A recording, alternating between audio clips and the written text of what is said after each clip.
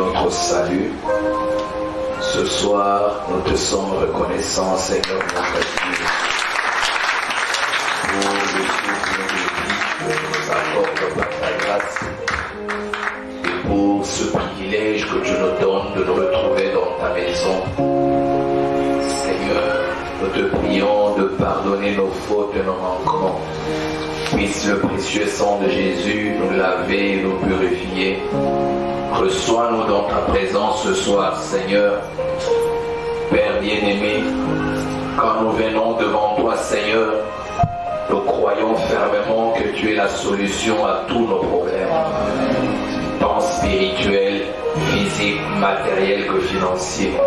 Seigneur Dieu, c'est pour cela que nous invoquons ton Saint-Nom, afin que tu viennes, Père, et que tu puisses, Seigneur Dieu, nous rencontrer à cet endroit que nous avons, Seigneur, arrangé pour nous rencontrer avec toi. Père bien-aimé, parle-nous au travers de ta parole, et que de ta parole vienne la puissance pour délivrer nos âmes, délivrer nos esprits, délivrer nos corps, et délivrer, Seigneur Jésus-Christ, même nos familles. Père bien-aimé, nous nous abandonnons entre tes mains. Maintenant que nous voulons ouvrir ta sainte parole, puisses-tu la oindre pour nous. Puisses-tu, Seigneur Jésus-Christ, nous oindre nous-mêmes. Puisses-tu oindre l'assistance, Père. Et puisses-tu nous élever dans les lieux célestes en Jésus-Christ. Alors que nous nous remettons à toi, dans le nom qui est au-dessus de tout nom, au nom du Seigneur et Sauveur Jésus-Christ. Amen. Amen. Que le Seigneur vous bénisse tous. Je vous salue ce soir au nom de Jésus-Christ.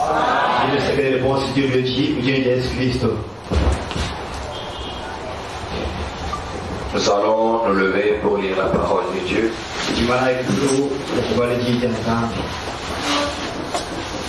Pour ce soir, nous allons lire nos Bibles dans Genèse au chapitre 22.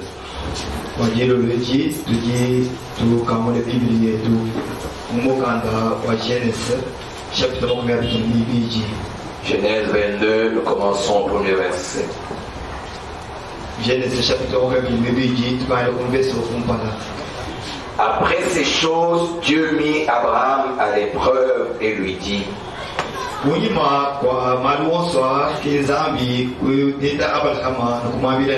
Abraham. Il répondit: Le voici. Dieu dit: Prends ton fils, ton unique, celui que tu aimes, Isaac. Va-t'en au pays de Morija, et là offre-le en holocauste sur l'une des montagnes que je te dirai.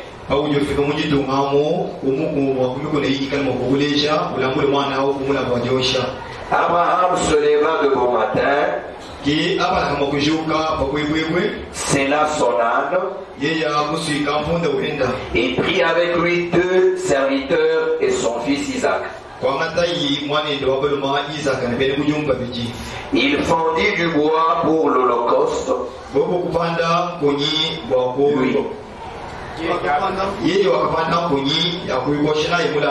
et partit pour aller au lieu que Dieu lui avait dit. Le 3e jour, Abraham levant les yeux, vit le lieu de loin. Et Abraham dit à ses serviteurs: Restez ici avec l'âne. Moi et le jeune homme, nous irons jusque-là pour adorer et nous reviendrons auprès de vous.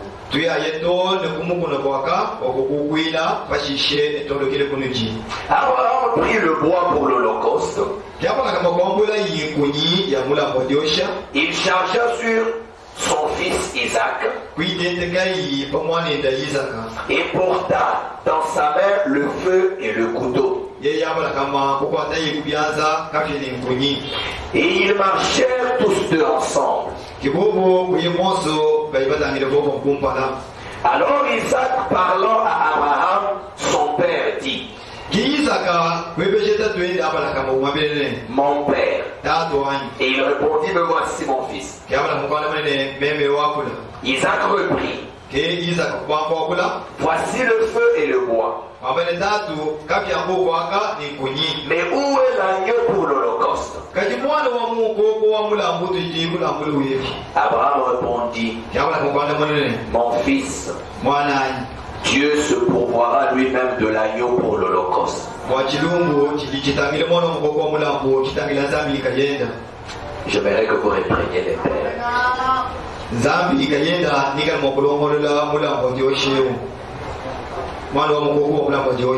Ils marchèrent tous deux ensemble. Lorsqu'ils furent arrivés au lieu que Dieu lui avait dit, Abraham y éleva un autel et rangea le bois. Il lia son fils Isaac et il le mit sur l'autel par-dessus le bois. Puis Abraham étendit la main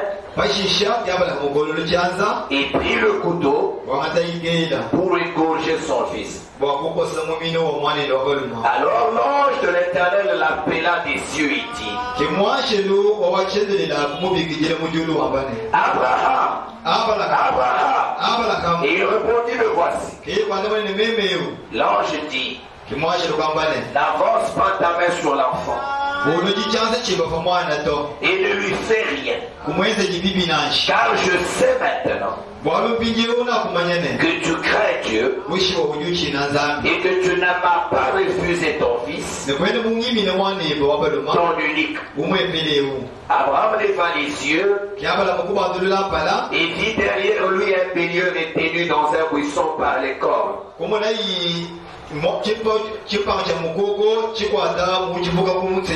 Et Abraham alla prendre le bélier et l'offrit en holocauste à la place de son fils. Abraham donna à ces lieux le nom de Jéhovah Jireh. C'est pourquoi l'on dit aujourd'hui, à la montagne de l'Éternel, il sera pourvu. Amen. Que Dieu bénisse sa parole pour nous asseoir.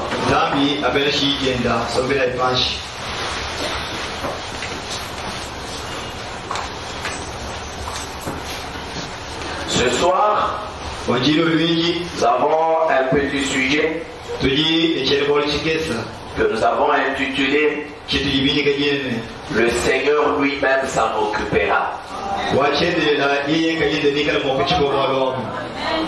Le Seigneur lui-même s'en occupera. L'histoire que nous venons de lire nous parle d'Abraham. Abraham, le croyant. L'homme que Dieu avait appelé et qui avait marché avec le Seigneur. Et la Bible l'appelle le père de croyants. Donc le père de la foi. C'était le croyant exemplaire. L'homme dont la foi avait plu à Dieu. Et Abraham, après avoir cru le Seigneur, Dieu lui avait fait une grande promesse qu'il allait lui donner un fils en qui Abraham aurait toute une postérité. Parce qu'Abraham était stérile. Et sa femme aussi. Et ils avaient vécu pendant plus de beaucoup d'années sans enfant. Quand Dieu rencontre Abraham, Abraham était déjà âgé de 75 ans.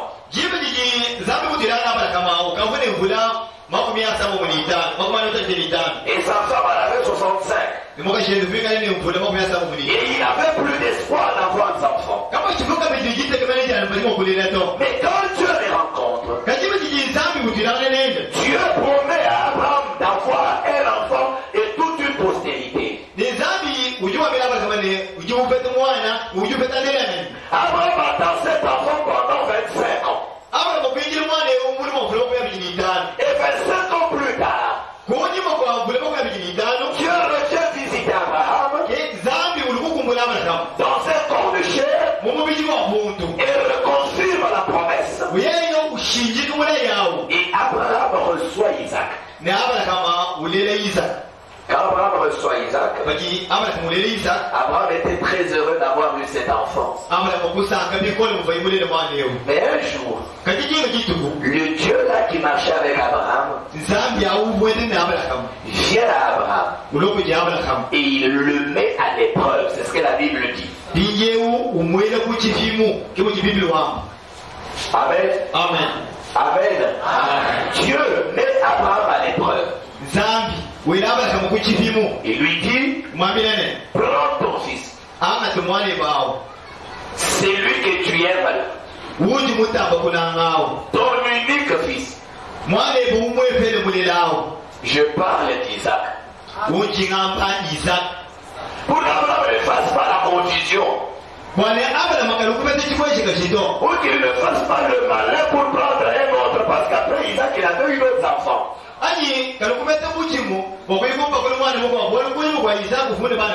Mais Dieu lui dit, ton unique fils là, c'est lui que tu aimes. Isaac. Prends-le et va me l'offrir en holocauste. Donc prends-le, tue-le et brûle-le pour moi. Amen. Quelle dure épreuve. Quelle situation difficile. Mais Abraham, en tant que croyant,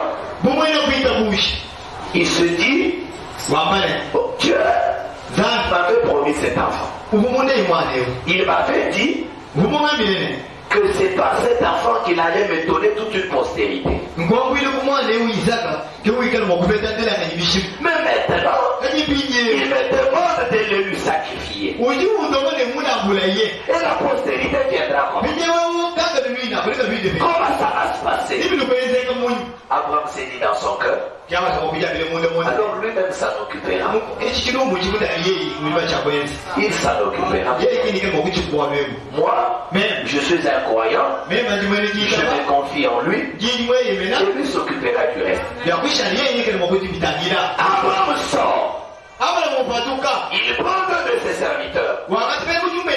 Il prend son fils Isaac. Il leur dit, nous allons aller adorer le Seigneur à la montagne. Ils font un voyage de 3 jours. Un long voyage. Pour aller à la montagne de Morija. Là où Dieu lui avait indiqué l'endroit pour l'adoration. Dans une brousse, loin des gens. Et quand Abraham voit de loin la montagne, il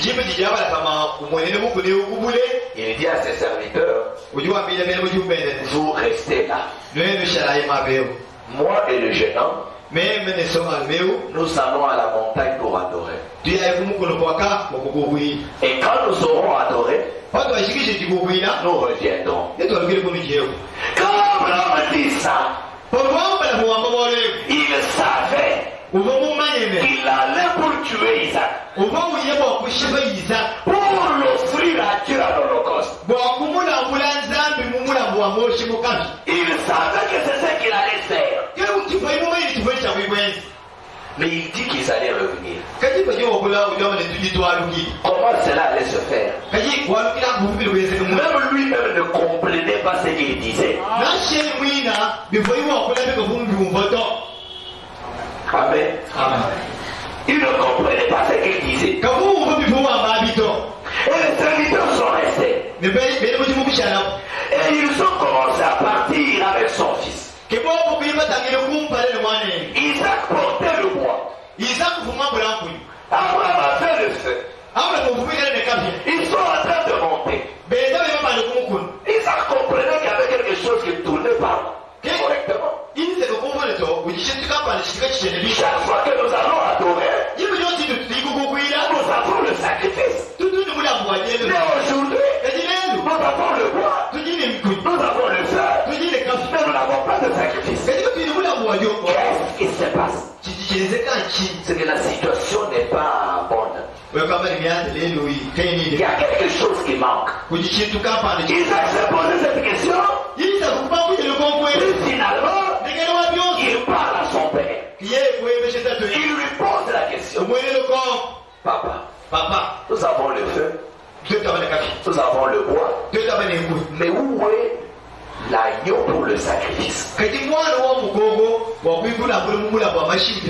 vous voyagez pendant 3 jours. Nous n'avons pas l'agneau pour le sacrifice. Maintenant nous allons à la montagne. Où est l'agneau pour le sacrifice? Qu'est-ce que nous allons offrir? Abraham, il savait que le sacrifice c'était son propre fils qui posait cette question. Un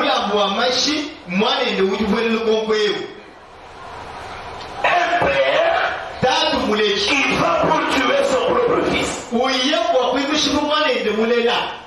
Abraham avait une douleur dans le cœur comme vous ne pouvez pas vous l'imaginer.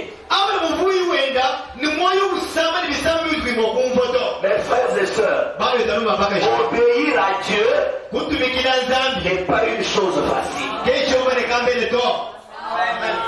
Cela ne veut pas dire que quand on obéit, on a le cœur joyeux.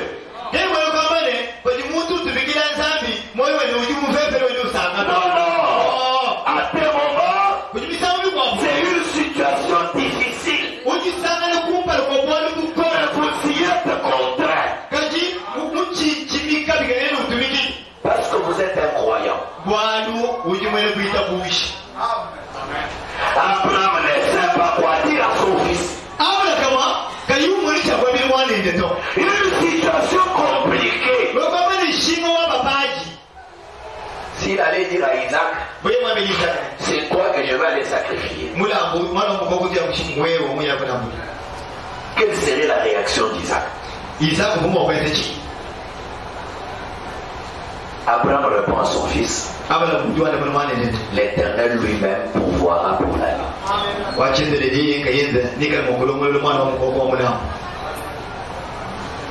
Abraham disait à Isaac que la situation est difficile. Le Seigneur lui-même s'en occupera. Mon fils, tu ne sais pas ce que c'est que la situation.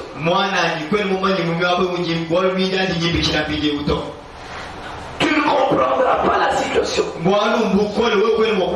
La situation est compliquée. Mais je sais que le Seigneur lui-même s'en occupera. Et ce soir, peut-être que toi aussi, tu es en train de passer par une situation compliquée. Une situation dont tu ne comprends pas l'issue. Tu ne sais pas comment la situation se déroulera. Peut-être c'est une maladie grave. Tu ne sais pas comment cette maladie finira. Peut-être un problème de naissance. Tu ne sais pas comment tu auras un enfant. Avec cette situation, tel que le médecin la présente, est-ce qu'un jour j'aurai un enfant? Peut-être c'est un problème de chômage. Tu as cherché du travail. Tu t'es battu. Nul. Peut-être c'est un problème d'argent. Peut-être tu as eu une dette impayée. Et celui à qui tu dois commence à faire une pression terrible. Tu n'arrives même plus à dormir. La situation devient compliquée.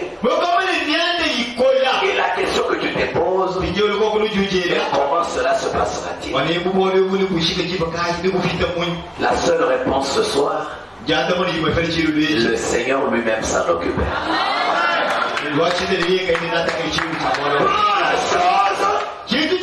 Prends la chose, confie-la au Seigneur, regarde-le faire. Regarde-le faire. Il s'en occupera. Amen. Sûrement qu'il s'en occupera. Abraham était dans une situation très difficile. En train de monter vers la montagne, sachant qu'il allait pour offrir son propre fils.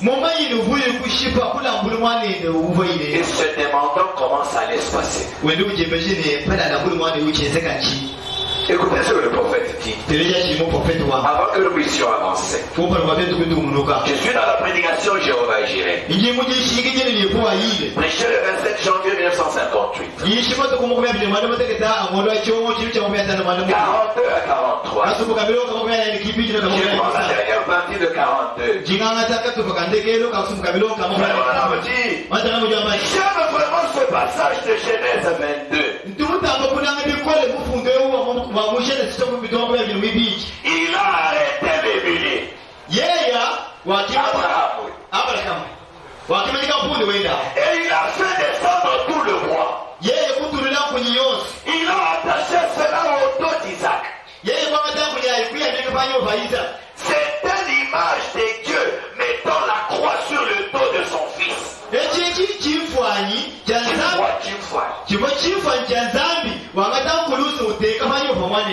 Et il a dit au serviteur, écoutez attentivement. Il a dit, attendez ici avec les mulets. Mon fils et moi, nous irons là adorer. Et nous, les fils et moi, nous reviendrons. Comprenez-vous cela? Comment reviendra-t-il? Comment peut-il revenir alors qu'il l'amène là pour le tuer? Est-ce que vous comprenez la question? C'est ça l'équation du problème. Attendez ici avec les mulets. Le fils et moi, nous allons là adorer et nous reviendrons. Oh là là, je me sens pratiquement hors de moi, je pense.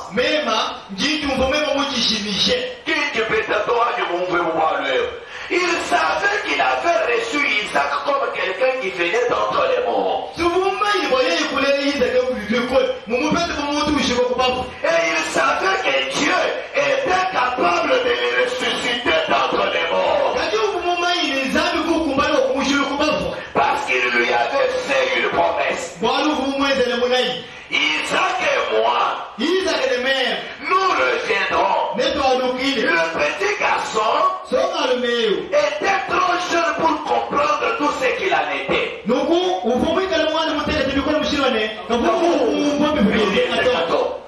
Amen. Amen. Et ils ont gravi la montagne. Ils sont arrivés au sommet de cette grande montagne. Oui, ils ont roulé les pierres. Abraham avait fait descendre le poids du dos d'Isaac. Un type du Christ portant sa croix vers la montagne. Des années plus tard, pour mourir pour les péchés du monde, le Fils unique du Père. Et là, au sommet de la montagne, il a arrangé le bois, il a pris le feu, l'a allumé. Et le petit Isaac devint un peu méfiant.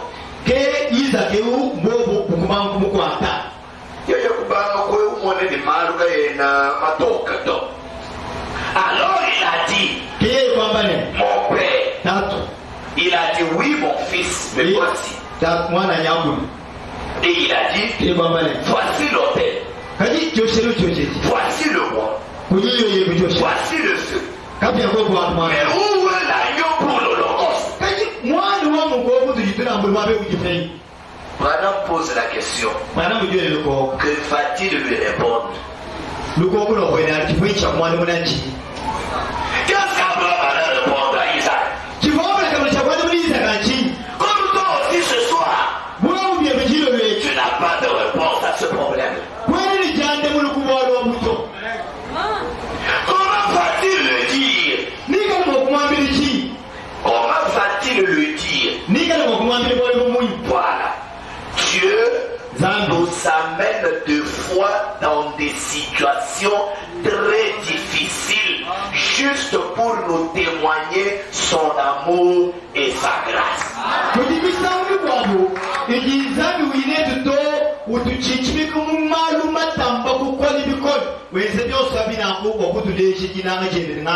Amen. Des fois, Dieu nous met devant des situations difficiles. Pas pour que les situations nous emportent, mais pour que Dieu nous manifeste son amour et sa grâce. Il a dit, mon fils, Dieu se pourvoira d'un agneau pour le sacrifice. Qu'est-ce que je te dirais devant une telle situation? Je vais te dire quoi? Il y a quelqu'un qui peut régler cette affaire. Frère Branham dit, oh, je souhaiterais que cela pénètre profondément. Quoi? Dieu se pourvoira un agneau pour l'Holocauste. Amen. Jéhovah Jireh, 22 février 1955. 58 à 61. Voilà dit. Et alors, lorsqu'il est arrivé là, j'aime ceci.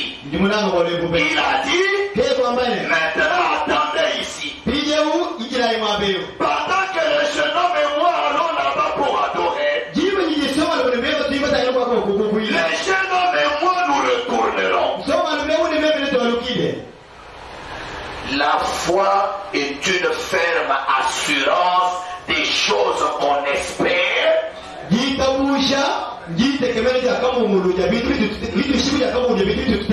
Voilà, une démonstration de celle qu'on ne voit pas. Comment allait-il retourner? Alors qu'il allait là-bas avec un couteau pour le planter dans sa poitrine pour ôter la vie de son propre fils sur l'autel.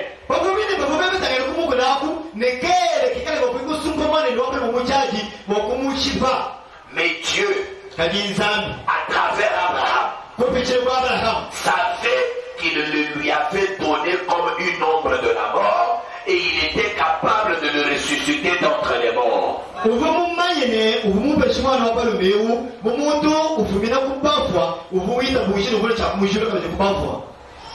Moi et les garçons nous reviendrons.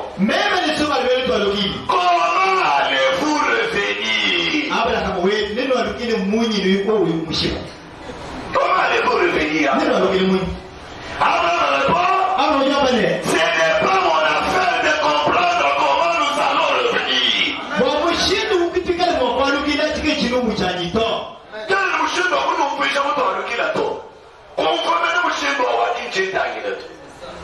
Amen. Mais Dieu frayera une voie. Dieu le fera de toute façon. Comment allez-vous revenir au moment où vous mourrez d'une maladie du cœur? Moi,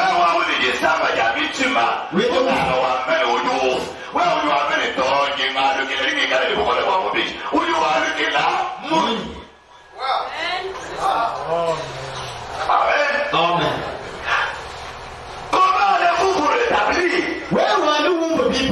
Alors que le médecin dit que vous ne pouvez pas vivre une semaine de plus. Alors vous répondrez, je ne sais pas. Mais Dieu pourvoira. Dieu frayera une voie quelque part. Amen. La situation est difficile. Comment va-t-elle être décantée? Comment la situation va-t-elle être décantée? Je ne sais pas. Mais Dieu frayera au moins une fois. Dieu lui-même s'en occupera. Et comme il mettait les bois sur les épaules du petit Isaac, et que celui-ci gravissait la colline, c'était un type de Christ. J'aurais souhaité que nous ayons le temps d'aborder cela.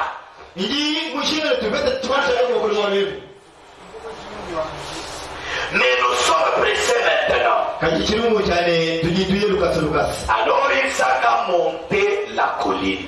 Il a dit, Père, a-t-il dit, voici les bois, et voici le feu, et l'autel. Mais où est l'agneau pour l'Holocauste? Le Père a dit, mon fils, Dieu se pourvoira lui-même d'un agneau. Oh là là! Voyez-vous cela?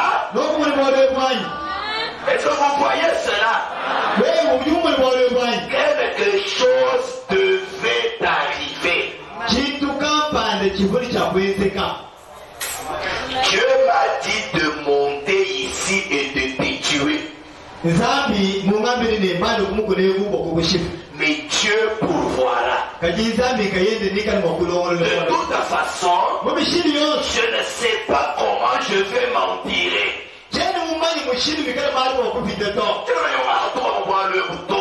Mais j'avance tout simplement. Dieu pourvoira. J'aime cela. Pas vous. Sa foi n'a pas failli. Amen. Amen. La foi d'Abraham n'a pas failli. En tant qu'humain, il n'avait pas vu d'issue pour la situation. Et qu'en tant qu'humain, il ne savait pas comment la situation allait marcher. Mais sa foi n'avait pas failli. Il n'a pas douté. 60. Alors il a lié les bras du petit garçon. Les bras du petit garçon. Et il l'a placé sur l'autel. Et il l'a reculé. Il a écarté les cheveux du visage, de son visage. Pensez-y. Son fils unique. Il a tiré le couteau de son étui. Et il a ramené sa petite tête en arrière comme cela. Il y a des veines jugulaires, les grosses, comme ça, qui longent sa gorge.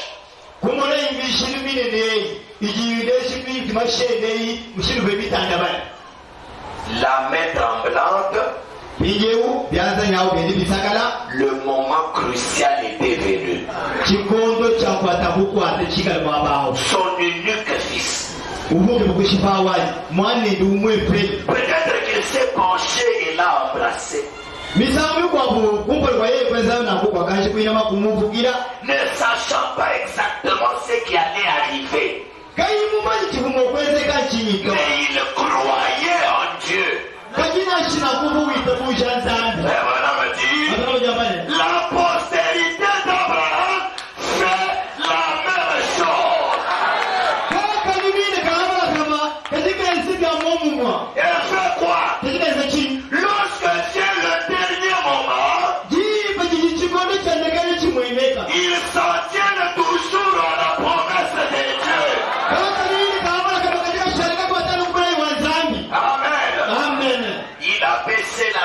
Il a pris le couteau. Il a ramené la main en arrière. Et au moment où il allait frapper son petit garçon à la gorge, à ce moment-là, l'ange a saisi sa main. Et a dit, Abraham, arrête ta main. Amen. Dieu se pourvoira lui-même d'un sacrifice. Et juste à ce moment-là, un bélier appelé. Amen. À quel moment? Au dernier moment. Quand la situation est maintenant ténébreuse. Quand le dernier espoir est terminé. C'est à ce moment-là que le bélier va appeler. C'est à ce moment-là que ton bélier va appeler. Pourquoi l'Éternel lui-même se pourvoira d'un sacrifice.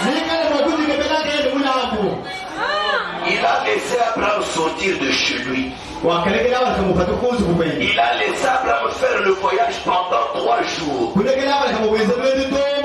laissé Abraham monter à la montagne. Il a laissé Abraham arranger l'autel. Il a laissé Abraham prendre son propre fils, le mettre sur l'autel. Peut-être qu'après même cette libération, Isaac allait fuir la maison et dire non, ces messieurs ici c'est un sorcier.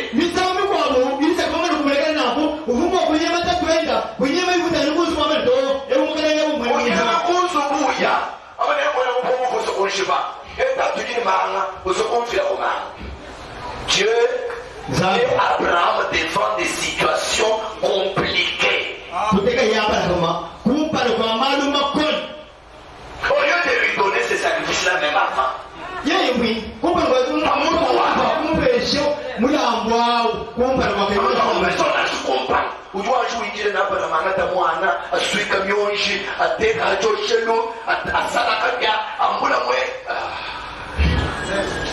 Et c'est à ce moment-là que le bélier bénit. Quand tous les espoirs sont déjà finis. C'est là que le Seigneur s'en occupe. Amen. C'est là qu'il s'en occupe. Alors le bélier a appelé. Il était retenu par les cordes dans le désert. D'où est venu ce bélier?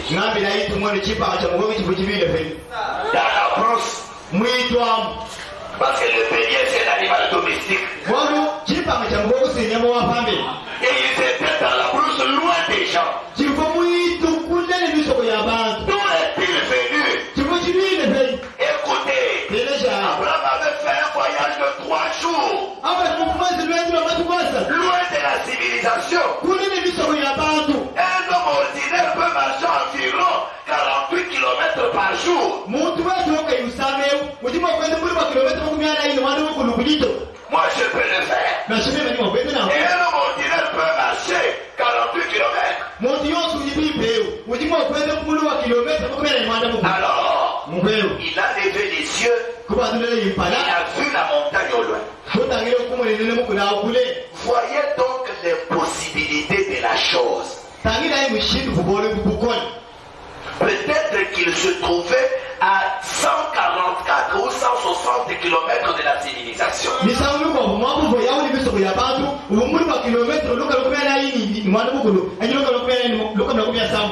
puis aussi, le bélier était au sommet de la montagne.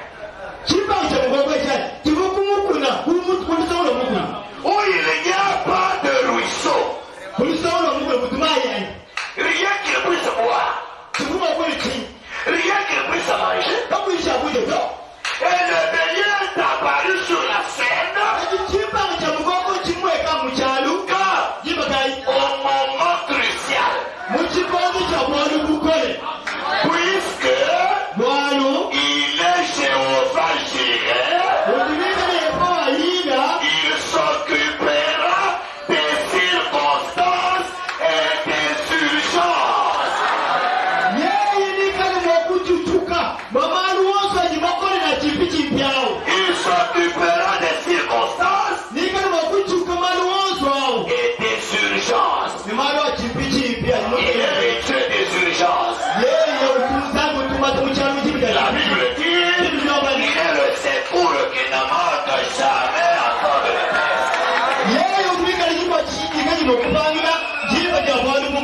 en temps de détresse, en temps d'urgence, c'est là qu'il agit. Amen. C'est là qu'il agit. Quand la situation est difficile, quand vous-même vous êtes posé 1001 questions, vous n'avez eu aucune réponse. Et vous savez que la situation elle est sans solution.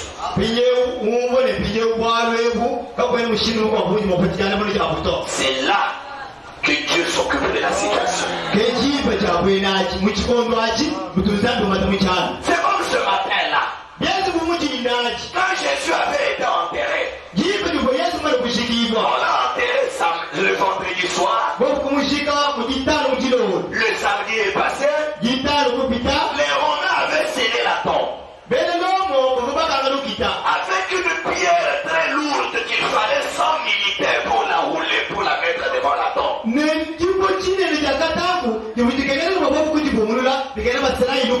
C'est 100 militaires qui ont roulé la pierre pour la mettre devant la tombe. Et dimanche matin, Marie de Magdala et l'autre Marie, on pensait qu'elle pouvait aller embaumer le corps du Seigneur. Et le matin, elles sont sorties avec leur parfum pour aller embaumer le Seigneur. Jamais faisant, elles se sont rappelées que la tombe était fermée avec une pierre qui pesait lourdement. Et Marie, mère de Jésus, se pose la question. Elle dit à l'autre Marie, mais qui roulera pour nous la pierre? Qui enlèvera pour nous cet obstacle? Qui nous aidera à accéder à la chose? Parce que la pierre est là. C'est un obstacle. Qui roulera pour nous la pierre?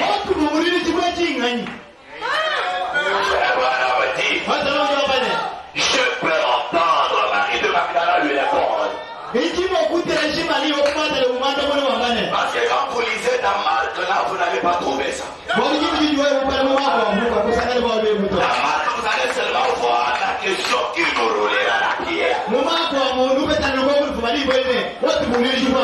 entre les lignes, il y a la réaction de notre mari. C'est une réponse futile.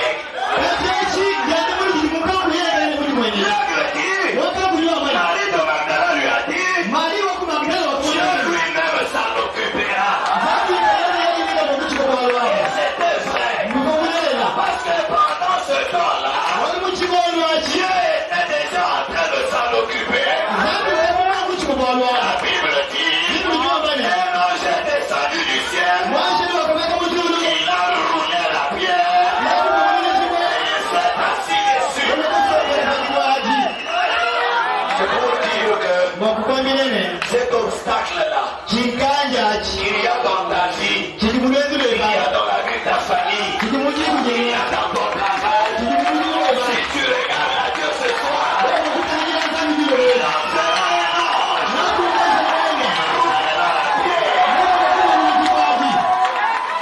Et pour que l'ennemi ne la ramène plus là, il va s'asseoir dessus.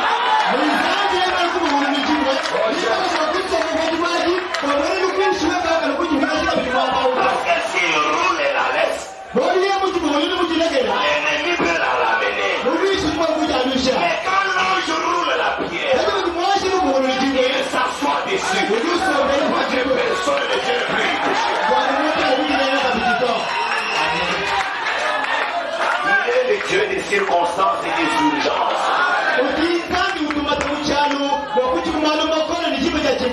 Je suis dans la prédication, allez dire à mes disciples. 5 avril 53. 103. Le prophète dit ceci. Et je peux les voir monter là.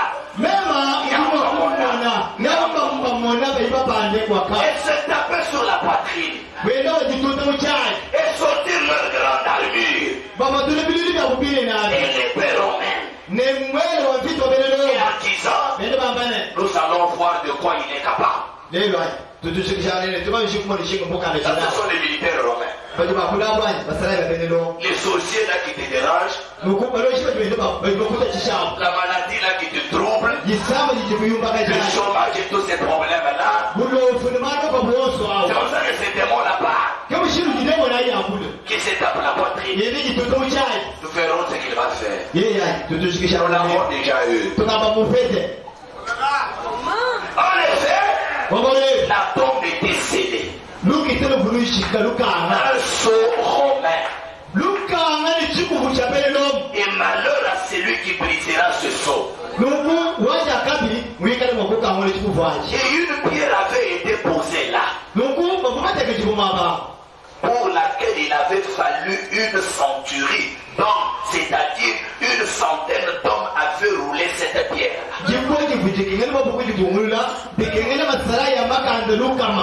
Une très grosse pierre. Peut-être aussi, toi aussi, c'est une très grosse pierre.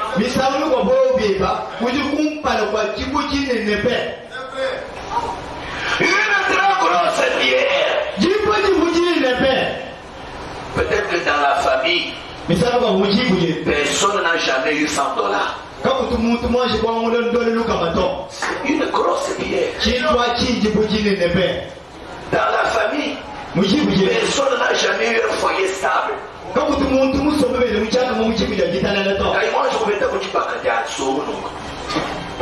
Une très grosse pierre. Amen. Amen.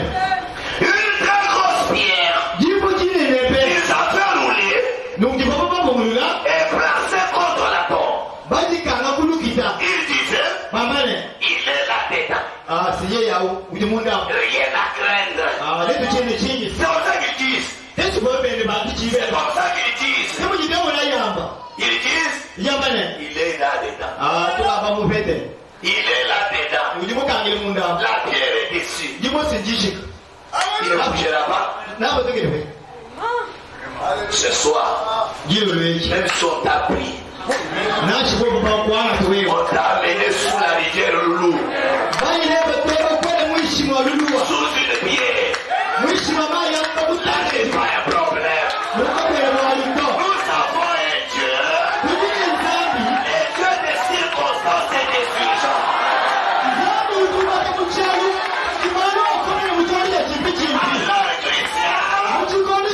il envoie le nom. Là, je roulerai la pierre. Et ça sera dessus. Ils ont dit, il est dedans. Rien à craindre. Et il passait des bons moments.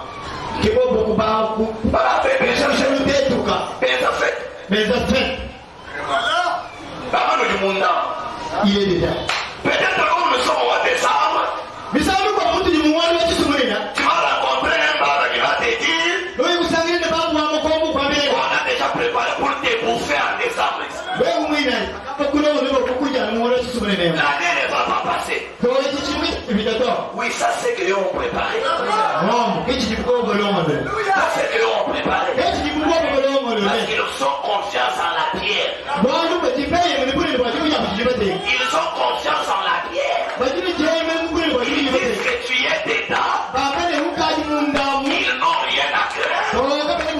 Et ils peuvent déjà commencer à fêter et passer des bons moments. Ce soir, si tu invites Jésus-Christ, les dieux des urgences et des circonstances, il va rouler la pierre.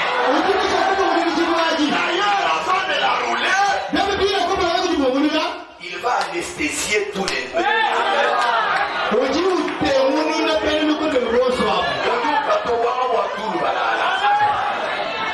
Tous les 100 soldats romains ont dormi sans Fénergan.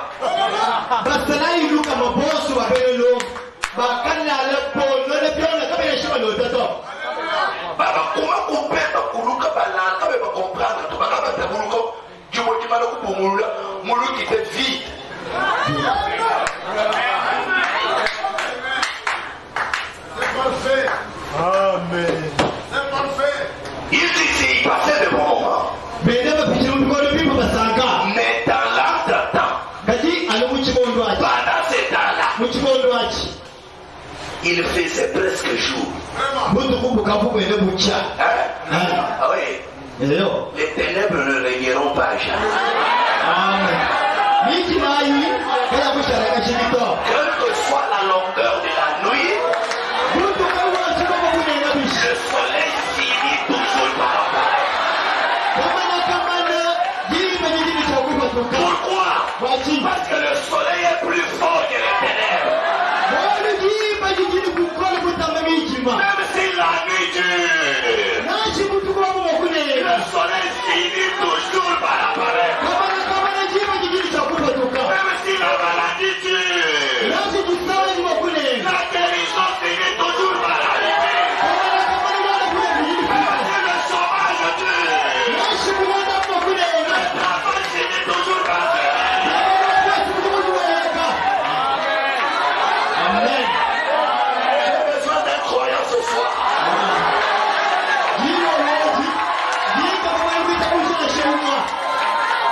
Je vous parle de la vérité. Je parle du Dieu des circonstances et des urgences.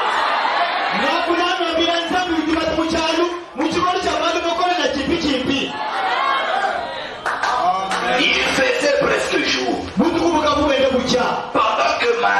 Pendant qu'elle gravissait la montagne. Et là, on a deux petites femmes sorties de grand matin. Peut-être avec leurs bras l'une autour de l'autre. Elles continuaient leur chemin. Oh, oh. Je peux presque voir cela. Comment elles longeaient le flanc de la colline. Et je peux entendre Marie la mère dire à Marie de Magdalene, dis donc, qui va ôter la pierre de la tombe? Qui le fera? Comment allons-nous le faire? Oui, vous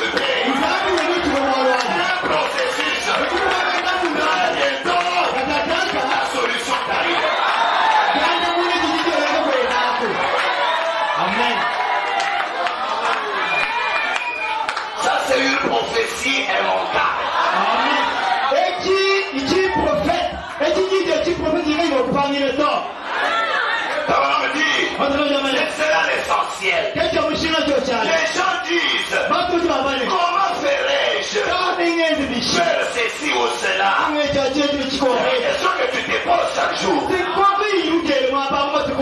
Comment je peux me marier? Dieu s'en occupera. Comment ma fille qui a déjà grandi va-t-elle aller au mariage? Dieu s'en occupera. Mais cette maladie ne terminera pas. Dieu s'en occupera. D'ailleurs, il est déjà en train de s'en occuper.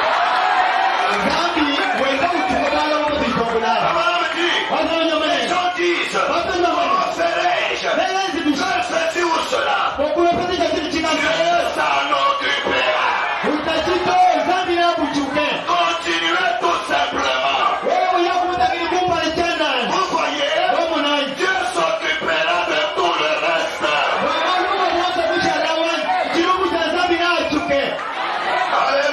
Alléluia. Dieu s'en occupera. Et ce soir je te dis, le Seigneur lui-même s'en occupera. Quelle que soit la situation, quelle que soit la lourdeur de la pierre, nous avons un Dieu. Et Dieu des circonstances et des urgences. Il est Dieu qui change les choses. C'est un Dieu qui est capable de commencer toute une génération à partir d'une personne. Vous n'avez pas compris. Je vais vous dire une chose. Abraham était un idolâtre comme les autres. Abraham était un homme des nations comme vous. Il était un païen. C'était bien un idolâtre. Mais Dieu, dans sa souveraineté, il a dit, j'ai besoin d'un peuple. Mais comment le commencer? Je prends celui-ci. Quel que soit ce qu'il est, je commence une autre génération avec lui. Qu'est-ce que je veux dire? Je vais dire ceci. Tu peux être sorti d'une famille dont la famille tout entière est sous une malédiction. Ces gens-là n'évoluent jamais. Ces gens-là ne peuvent jamais avoir l'argent. Ces gens-là ne peuvent jamais se marier. Ces gens-là ont des maladies incurables. Il n'y a pas de problème.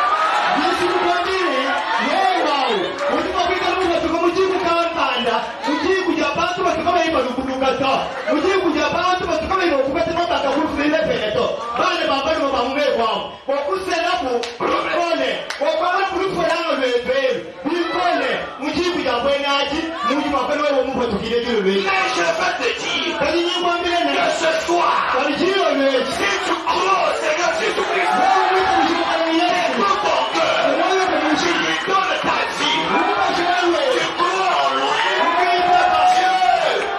Dieu est capable de fermer derrière toi. Commencer une autre génération avec toi.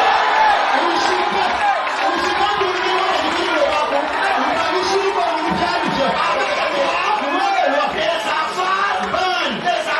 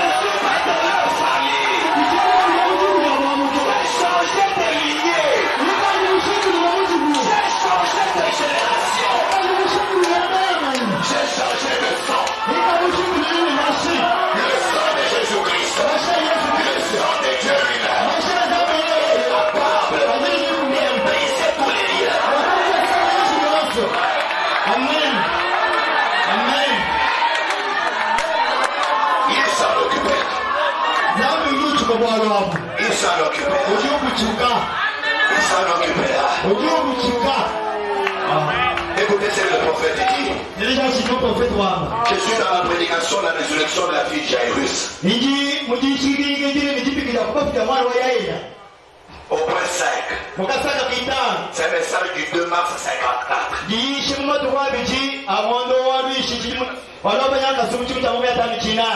Par 5. C'est incroyable ici. Autrefois. Pas aujourd'hui. Autrefois. Je me débrouillais tout seul. On va en train de faire maintenant. Dans ce temps-là, il évolue. Autrefois, je me débrouillais tout seul. Mais depuis que j'ai découvert en lui mon Père,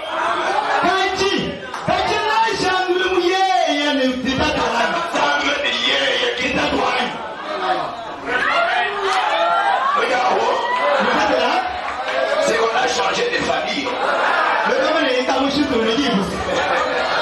Je me débrouillais quand je pensais que j'étais de cette famille-là.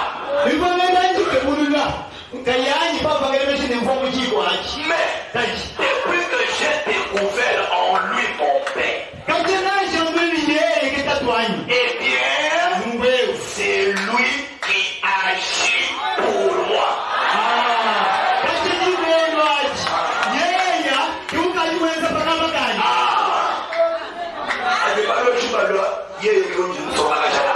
Quand les sorciers arrivent, ils s'en occupent. C'est pourquoi moi je ne les crains pas.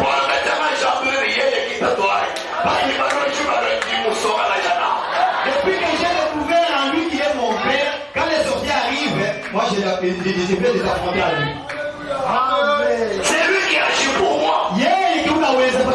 J'ai vu cela pendant mes 21 ans ans d'expérience dans la prédication de l'évangile.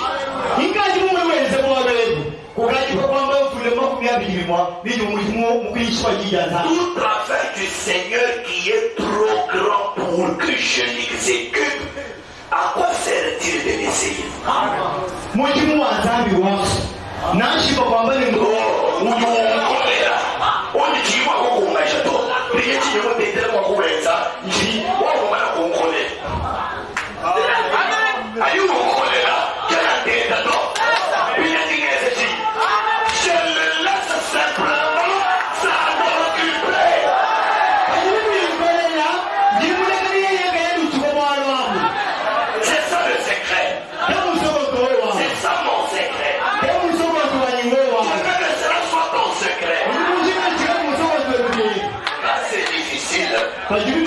Laissez-le s'en occuper.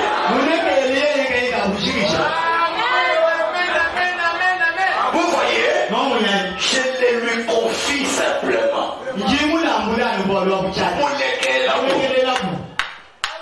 Il a promis de prendre soin de moi. Quand l'opposition surgit,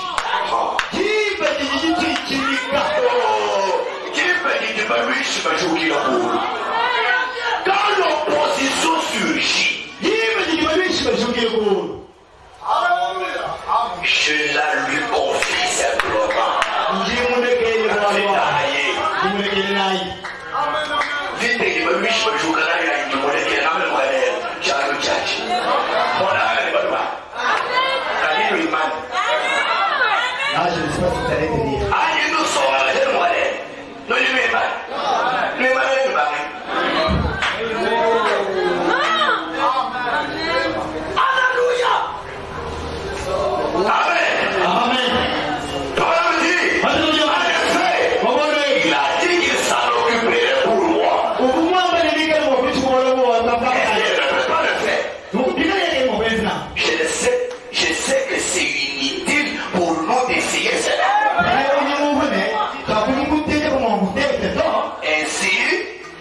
Nous vivons en toute quiétude.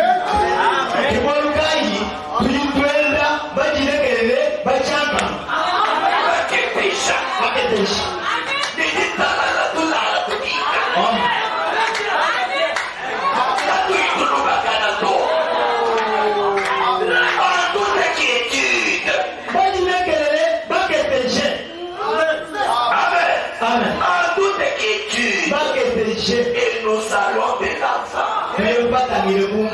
Il s'en occupe bien. Ça ne sert à rien de se tracasser et de se mettre dans tous ces états, ces sujets. Eh bien, il va tout arranger.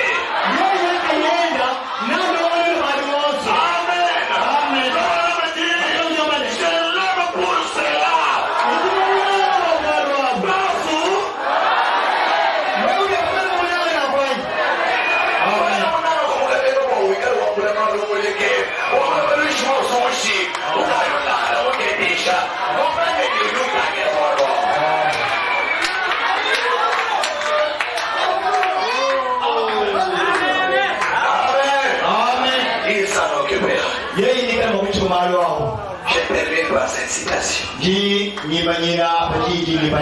Laissez échapper la pression.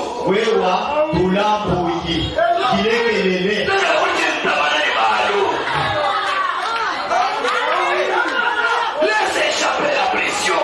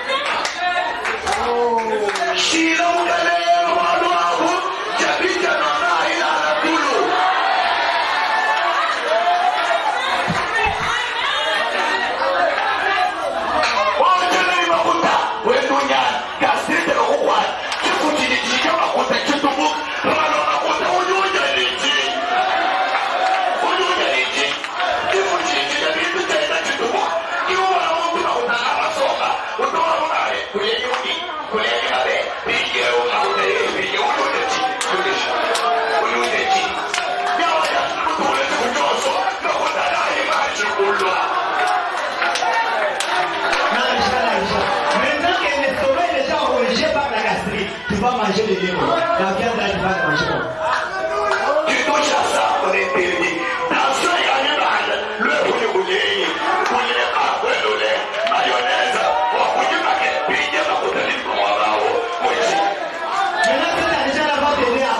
quand tu veux manger les os, ne mange pas les os, ne mange pas de mayonnaise, ne mange pas de...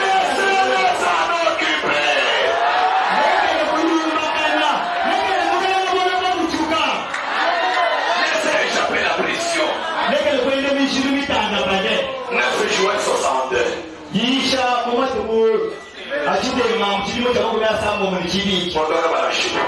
Verset à 28. C'est par là que nous allons terminer. Suivez très attentivement. Les vagues peuvent déferler. Et faire obstacle. La maladie peut venir. La mort peut venir. Et tout le reste. Mais vous êtes en sécurité pour toujours. Christ, notre refuge. Les lieux de refuge auxquels Dieu a pourvu. Christ est le seul lieu de refuge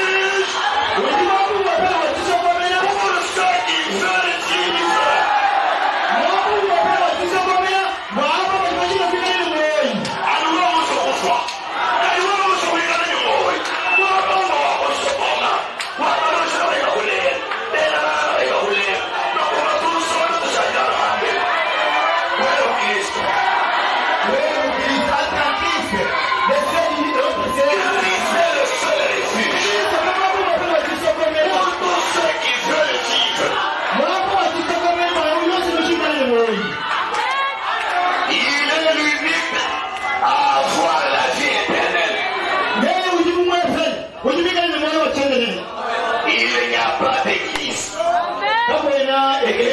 Ni de dénomination, ni de président, ni de roi, ni de temple, ni d'évêque, ni de prédicateur, ni rien qui puisse nous accorder la sécurité en dehors de Jésus-Christ.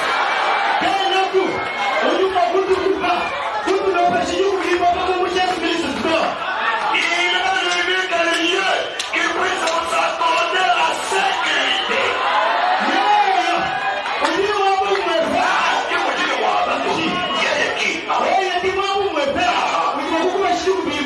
Il est la sécurité à laquelle Dieu a pourvu.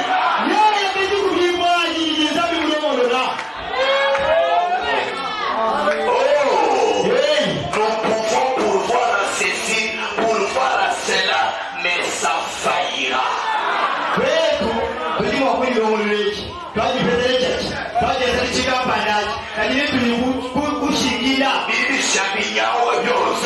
Mais lorsque Dieu pourvoit quelque chose, c'est éternel.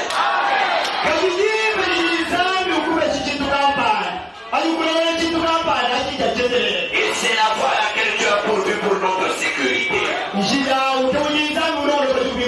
En Christ. J'aime ça. Lorsque vous êtes en lui. En qui? En Christ. Et que les troubles surgissent. Par exemple, la maladie. Les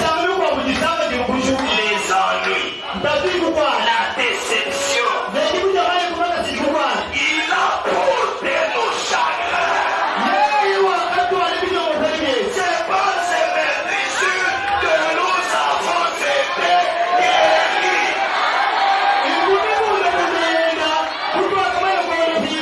Pas seulement ça. Tout ce dont nous avons besoin pour le reste du pèlerinage.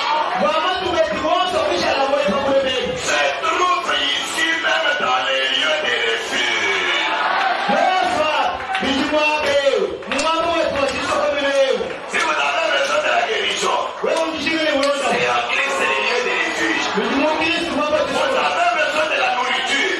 Christ est le refuge. Vous avez besoin de l'argent. Christ est le refuge.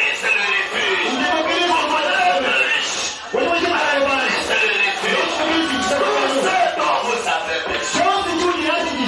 Pour le reste du pèlerinage terrestre. Se trouve dans le refuge. Comment entrons-nous dans ces lieux de refuge? Nous avons tous été baptisés dans un seul esprit pour entrer dans ces lieux de refuge. Et nous devenons un membre de ces lieux de refuge. Nous sommes citoyens de ce royaume avec notre grand pourvoyeur.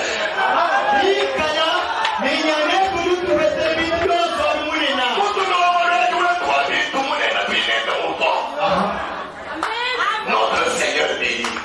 Il est notre grand pourvoyeur. Il pourvoit tous nos besoins. Croyez simplement sa parole. Et nous, pendant que nous sommes ici dedans, nous sommes dans sa présence. J'aime ça. Maintenant, nous n'avons pas à nous précipiter, à nous battre, à agir comme le reste du monde.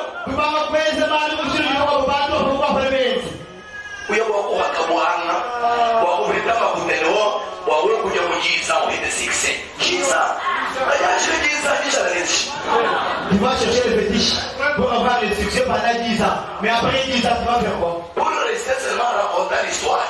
Moi, je ne vais pas parler de pas.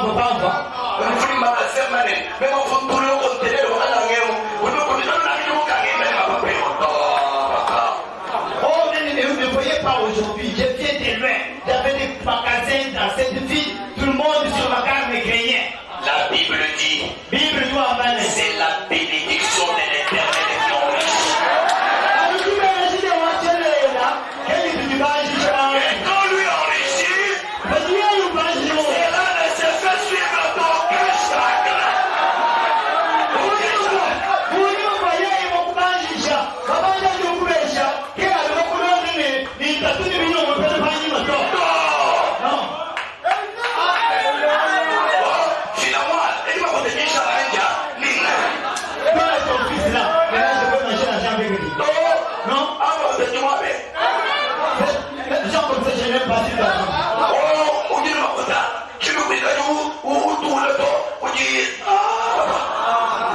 Il ne faut jamais dépenser à des autres avec cet argent.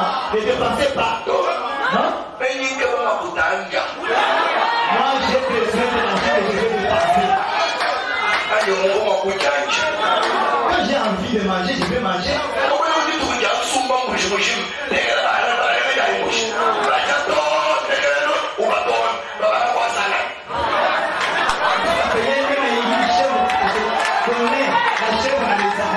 Il commence à jouer avec la viande. C'est jeter la viande comme eux. Toutes les chèvres ici appartiennent à notre Dieu.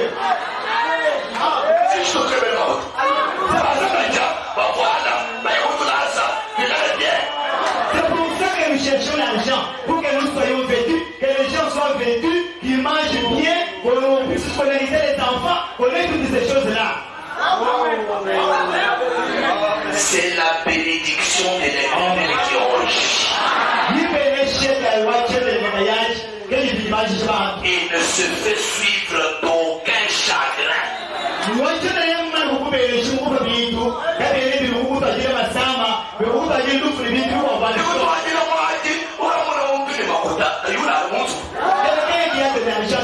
Mais il ne dort pas dans sa maison. Désormais, tu vas dormir sur la natte.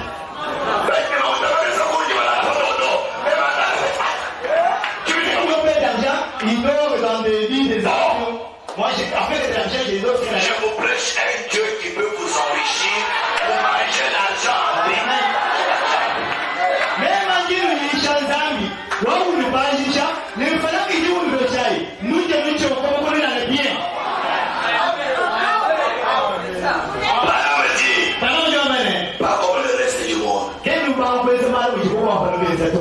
temps de fou. Mais vous dites que là, Oh là, il est chaud. Attention. Attention. Maman, tu parles de ça, mais je ne vois pas une fois qu'il le faut. Quoi, tu es le roi, mais il y a une lutte à l'école.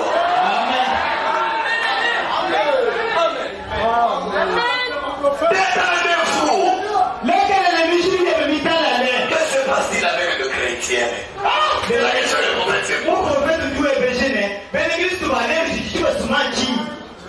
L'esprit du monde aujourd'hui est névrosé.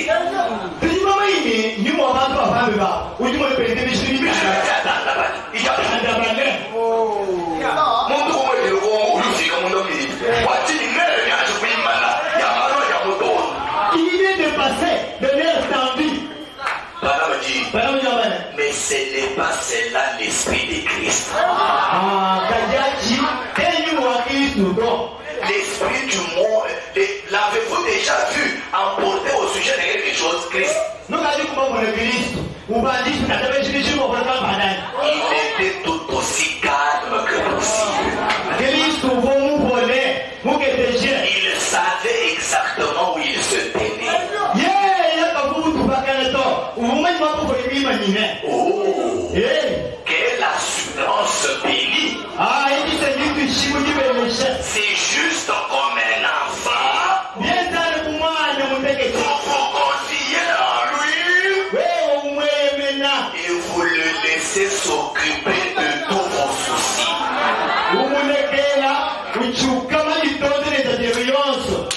Car il prend soin de vous. Ne cherchez pas à faire quoi que ce soit à ces sujets.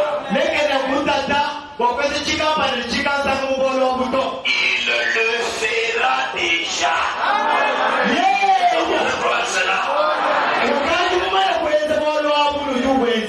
Il a déjà promis de le faire.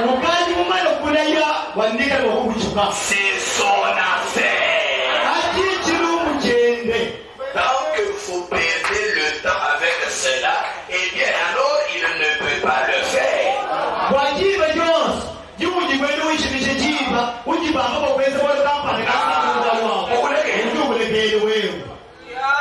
Mais dès que vous laissez tomber cela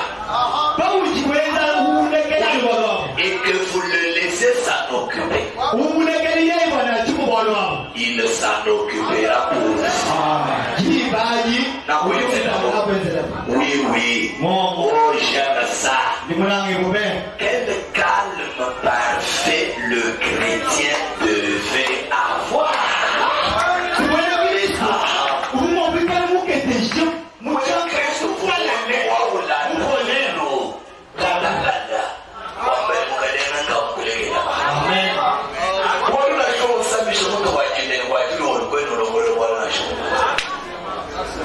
La solution, que lui s'en occupe. Nous allons le lever. Dieu des circonstances et des urgences.